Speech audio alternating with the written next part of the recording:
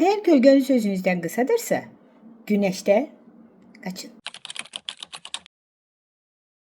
Məlumumuz yaz gəldi. Deyəsən havalarda yavaş-yavaş istilənmək istəyir və dəniz mövsümü də başlayır. Artıq dəniz mövsümü olmasa belə uşaqlarımız çöldə daha çox vaxt keçirməyə başlayır və hər il olduğu kimi bu il də valideynlərimizin ən çox maraqlandığı suallardan biri uşaqlarımıza günəş kremləri istifadə edəkmi, etməyəkmi, nə zaman edək, hansı günəş kremləri edək, hansı vaxtdan başlayaraq uşaq günəş kremləri istifadə etməliyik.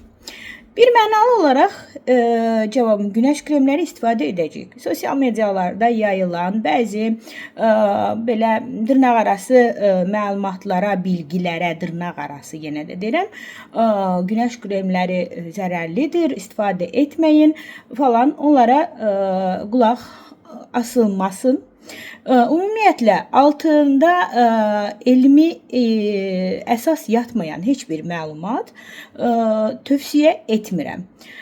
Niyə, nə üçün sualını hər zaman həyatımızın hər yerində özümüzə verməliyik. Özümüzün istifadəsi üçün də, yaxınlarımızın istifadəsi üçün də, bu dərman da olsa, krem də olsa, hər aspektdə, hər sferada. Burada da və indi mən bunun üçün bir həkim olaraq bu sferada sizə bir qədər yardımcı olmağa çalışacağım. Günəş kremləri bir mənalı olaraq istifadə edilməlidir. Bu bir qayda olaraq bunu bilin. Amma nə zaman? 6 aydan sonra. Bu önəmlidir. 6 aya qədər uşaq cildi çox incədir və incə olduğu üçün biz bu aylarda qorumanı daha çox mexanik yollarına edirik. Yəni, kölgədə saxlama, şapkalardan istifadə etmə və s. kimi. 6 aydan sonra günəş kremlərini istifadə etməliyik, amma böyüklərin istifadə etdiyi deyil, uşaqlar üçün nəzərdə tutulmuş. Uşaqlar üçün nəzərdə tutulan dedikdə nə nəzərdə tuturuq? Mineral bazlı günəş qoruyucular. Əvvəllər daha çox kimyasal bariyer daşıyan, kimyasal bariyerlərdən ibarət olan günəş kremləri istehsal olunurdu. Hazırki böyüklərin istifadəsində də yenə, böyüklər üçün istifadədə də yenə bu kremlər var.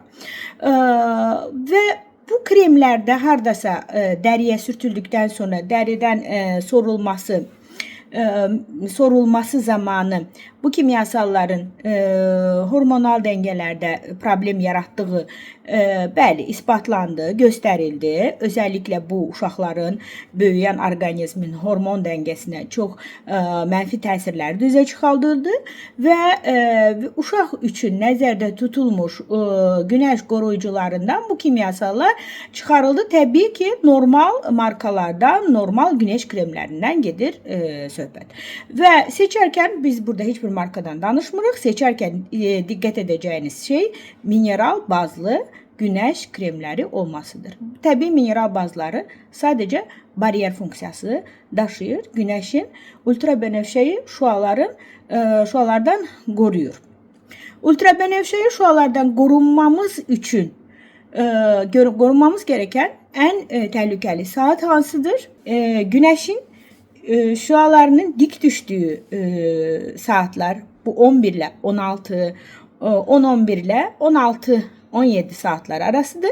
Bu saatlar sizin üçün, bizim üçün, hamımız üçün günəş şüalarının ən təhlükəli olduğu saatlardır. Çünki heç bir maneəsiz, atmosferdə heç bir maneə ilə qarşılaşmadan dik olaraq gəlir və daha çox zərər verir. Bundan sonra və yəni 11-dən öncə və 16-dan sonraki saatlarda biraz daha qırılaraq təsir etdiyi üçün, yəni o zərərə daha az məruz qalmış oluruq. Ona görə 11-16 arasındakı saatlarda qətiyyən olmuruq. 11-ə qədər və 16-dan sonra kölgədə də günəş kremlərini istifadə edirik. Bu da çox önəmlidir.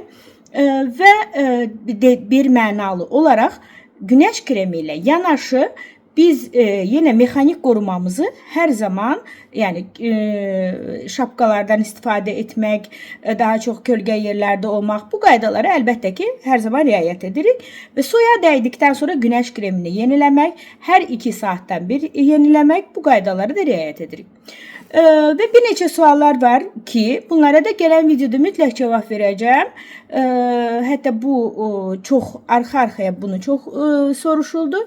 D vitamini, güneş kremi, D vitamini istehsalını əngəlləyir. Əngəlləyirmi? Xeyr. Niyə? Necə olur? Danışacağıq.